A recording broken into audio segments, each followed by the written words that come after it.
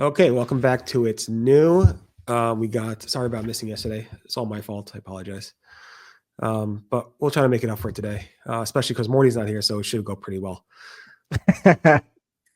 Anyway, I'll be covering Google officially saying, yeah, it's okay to link to ourselves in the AI overviews. And sometimes they go in a loop. Greg, what do you got for us? PMax has new retention aspects that should help advertisers and consumers.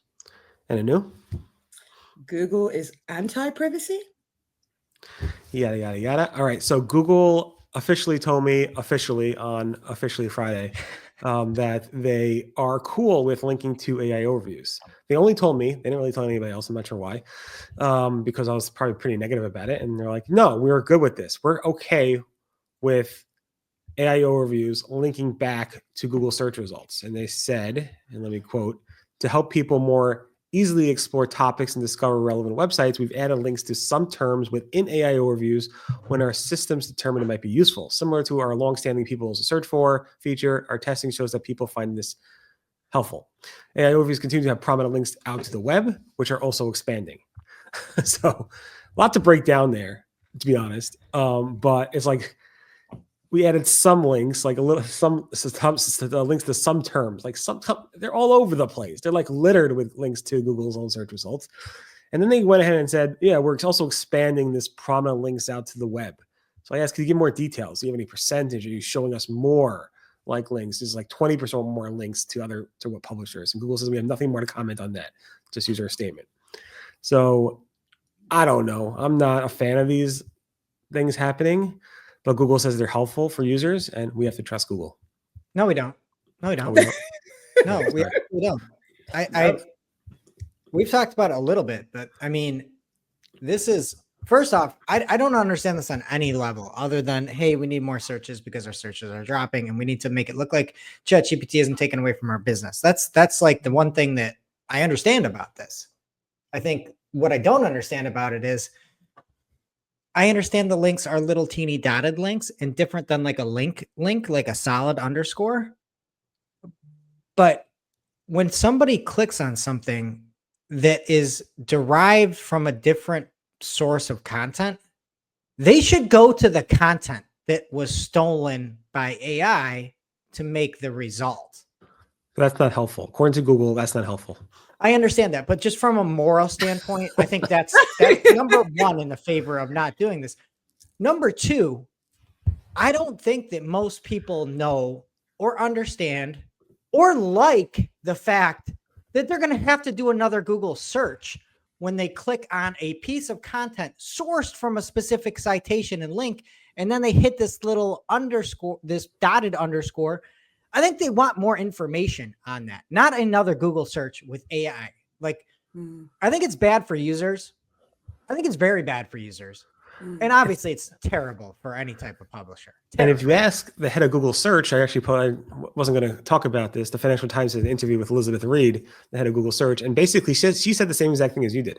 Like, these are AI overviews are just really quick snippets to give people, answers that they need. And then they can go ahead and click more to the publisher's website because they believe in a healthy ecosystem. I guess not.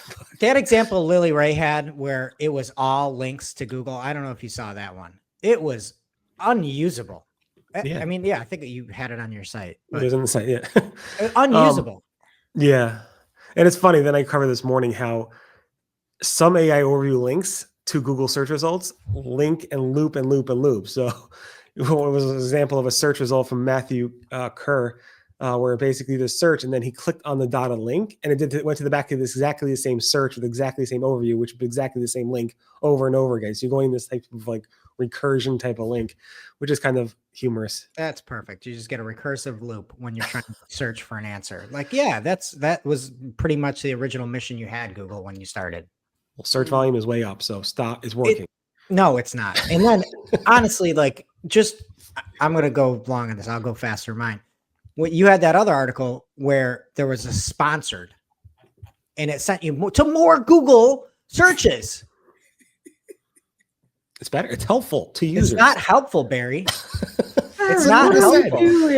I'm quoting Google. That's what Google said. I just think they fundamentally lost the plot that People are still looking for insights. We're coming into this AI world where everything looks like absolute dog crap. And you look at it and everything, you go down LinkedIn, everybody's just AI generating this and this. And it's just sickening. And then you get to the search and you're in a recursive loop all over again. Nobody wants that. No. Nobody wants it. And I understand short term, your OKRs of getting more search queries going. Yeah, that's going to help that. But long term, people are gonna be like, well, this sucks. I'm gonna go to Google and it's gonna be a nightmare. It's gonna be torture to try to find an answer. And I could just go to ChatGPT and get my answer there. And is this how AI mode is working as well? AI mode is awesome. Like, you love it. Separate tab. So it's much better. But at least, Greg, you could slap on some structured data and that'll make everything better. Oh yeah. Well, you know what? It won't make things better, Barry, actually, because John Mueller said something that I would say is fundamentally false. So you said to trust Google. I don't. John said, structured data won't make your site rank better. It's used for displaying the search features listed in the help docs. Use it for your pages map and are appropriate for any of those features. I would say if you can change the way that your results look and be more helpful in the SERPs, maybe you're a recipe blogger and you can see all the calories. Maybe you're a ticket event location and you can pull in all the different dates and the locations and things like that. To me, that's ranking better.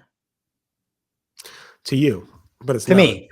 To them, it's not. I mean, there's the difference between improving the visibility of your search result and not the position of your search result. So adding structure like review stars, more content on the snippet will definitely increase the click-through rate from position, let's say position 2 without them versus with them. But Google has been wishy-washy on the concept of structured data and schema and how that actually gives Google more information about your search result, which may then ultimately help it rank better. I didn't say higher. Didn't say higher, Barry. Said better. I know better. If I'm Ticketmaster and I can pull in a 4-pack, 5-pack of all the events in my certain area, that to me is better ranking. I understand it's not higher. I mean, the word rank is position. I mean, yeah, I guess so. But still, you could still pull in all these different elements and not just have, hey, Ticketmaster, here's my tickets. But you can pull in all these different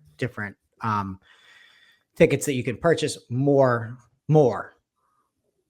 Yeah, that segues nicely into the flight query stuff with structured data carousels. Yeah. And so I think this is cool. Check it out on Search Engine Roundtable, but it's in beta and there's a item list markup and it can help you basically pull in carousels. So it launched a year ago for flights. I think it should be more stuff would be cool. Like, but yeah, it's in Germany, France. I don't even know this. Chesnia? Where even is that? In the UK. Where is that? Yeah. I have no idea what anything is. No idea. Okay. But this is specifically for those like European economic area like things where they show like here other search engines and like for the whole like law there that makes them link out to other search engines. So they're constantly expanding that and making it available for more queries because they have no other choice but to do that because of law. Yeah, and if you implement it and you get more results in the SERPs, I'd consider that ranking better personally. That's just me though. All right, let's go on to ads. and then to ads. With PMax, there are the new retention goals are now fully available to help you bid for lapsed customers, which is great. I would just say you really need to have your customer match list match well. There's a match rate that you can see on there, and if you're B2B, it could be tricky if like your people like customers are using business emails and then in Gmail they're using Gmails. So it may work, it may not. It's still very hit or miss and dependent on your customer match rate. And then there's customer acquisition cost reporting, so you can see basically like a sort of like a CAC there, and then. Another thing you will want to look at if you're running PMax is that there's new controls for landing page images. So if you turn it on, Google can essentially take any image you have on your landing page and turn it into an ad. Might be helpful if you've got really, really, really good landing pages. You know, I've got some clients where it's like super minimal, like really clean, like almost like no images, but just like all design and typography and fonts. Probably not going to work for it. So I'll test it. I don't think it's going to do phenomenal, but we'll see. Yeah, I guess we'll see. And we'll see if that sparks any outrage among advertisers or not. Right, Anu? Yeah, talking about outrage, and thanks for leaving me one piece of news, Greg. Thanks, really appreciate it. Sorry, you went first. You picked first. I was just like, we should talk about these things. Oh, kidding. So yeah, yesterday Nava Hopkins highlighted a letter she got from Google that was asking her to, write a letter opposing a new bill. There's a California Assembly bill. It's called what, AB 566. That is basically, the bill is going to give users more control into how their data is being collected or used. And Google sent her a letter saying that, sign this letter that will oppose this bill because this will not be good for small businesses. This will not be good for, your targeting and stuff. Yeah, my first thought was because Google is very pro small businesses at the heart of their strategy, right?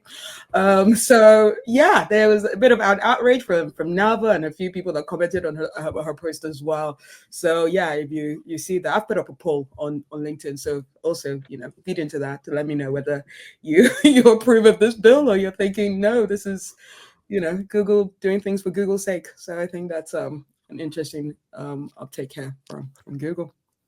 Yeah, Google just wants to help people. So they're helping us help people by having us sign these bills. Yeah. Or whatever you call them. I mean, Google's been sending out these emails literally for probably 2 years now. And Mike Blumenthal is the most vocal person about these emails because he always gets them. I get them too. I'm just like, of course Google's going to ask you to do this. So it's been going. These are not new. I mean, that specific one is new, but in general, Google's been like, hey, searchers, can you go ahead and help us out? And everybody loves Google because Google provides such helpful search results that people want to help Google. Got it? Got it. Anyway. They need the help from the small guys. All the help. Yeah. Any event, thanks so much for being with us. We're back tomorrow with more It's New. Have a great day. Bye-bye. Bye.